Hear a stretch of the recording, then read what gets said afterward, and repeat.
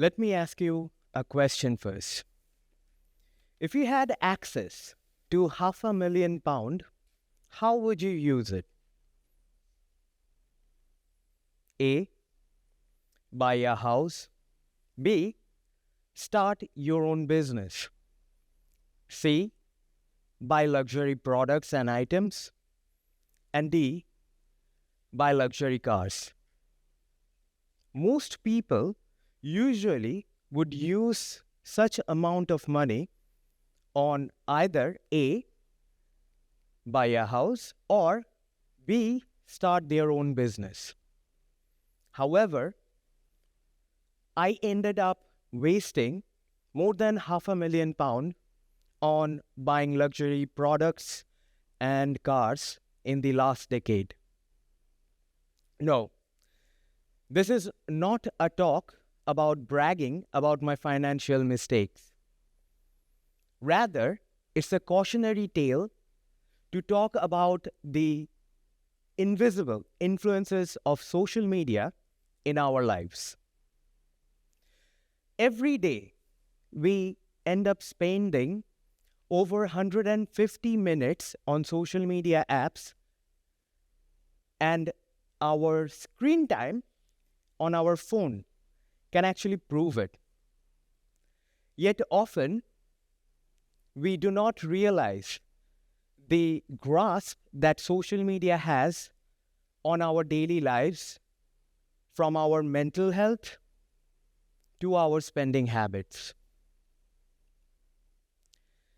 Forbes estimates that over 80% of consumers' purchases are influenced or swayed by the social media post of their friends. And over 75% of the purchases are swayed by the companies that they follow online. And this is not just a problem for a particular demographic, rather, it's an issue that spans across income level, cultures, even generations. Even wealthy people earning over £100,000 a year face the consequences of social media in order to keep up with the expensive lifestyle.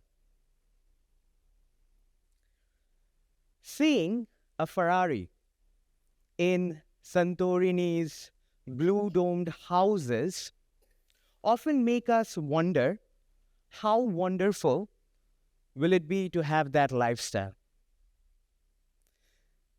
This phenomenon is called the man in the car paradox, as described by Morgan Housel in the book The Psychology of Money. Whenever we see something really desirable, we often end up believing that luxury and fashion items that we see on social media are our answer to living a more fulfilling life. However, that is not true. The Independent newspaper reports that over 25% of people earning more than £100,000 a year live their lives from paycheck to paycheck. So again, it's not just an issue for one particular person or one particular demographic. It's for everybody. Even the wealthy suffers. My own life as a tech entrepreneur led me believe that luxury was the passport to belonging. And I was so wrong back then. So after realizing the influences that social media plays on our life, especially towards our financial decision, I have made strict rules that I follow in order to be less influenced or not be influenced. Step 1. Limit your social media usage to a maximum of 30 minutes in a day. If you have to interact or text with your friends and family, do it within that time. However, the less time you spend on social media, you have more time to spend on something else in your life. Remember, time is the most valuable resource that all of us have, regardless whether we are poor or rich. If we lose time, we can never get it back. Step 2. Only follow accounts that adds value to your life. That may be educational contents or truly inspiring accounts that help you learn something new. However, be wary that everybody on social media is selling something. Either that's a product or a service or an agenda. Be aware of this. Step 3.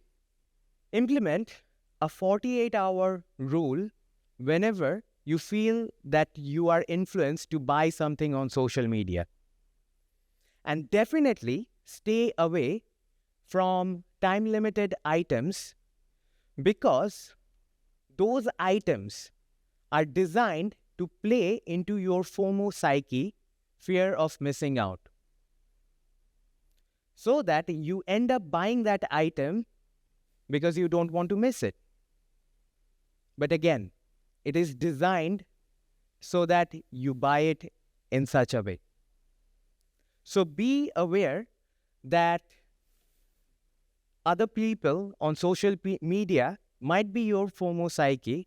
So it's always good to allow yourself some time to think it over. Now, I want to give another example so that I can really bring the point home.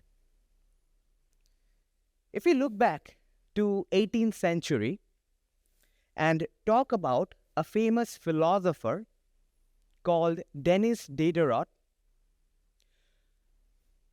Denis Diderot ended up into an overconsumption cycle after buying a scarlet robe. Diderot spent most of his life in poverty. However, through the sale of his library, he ended up having a big lump sum of money that he ended up using to buy more and more products or items that will go as par with his expensive scarlet robe. This phenomenon is called the Diderot effect, which is the urge for us to buy more and more just to match one purchase. The Diderot effect plays out on social media every single day, propelled by technology. We see an influencer wearing a really nice shirt, we buy it. We see an influencer wearing a really nice watch, we buy it. However, the purchasing limit doesn't just stop there. You end up buying more and more from there so that you can complete the whole look. So, it's very important for us to understand and follow the steps that I have mentioned earlier so that we do not play into the Diderot effect in our lives. And we can have more time to invest in our future instead. Thank you.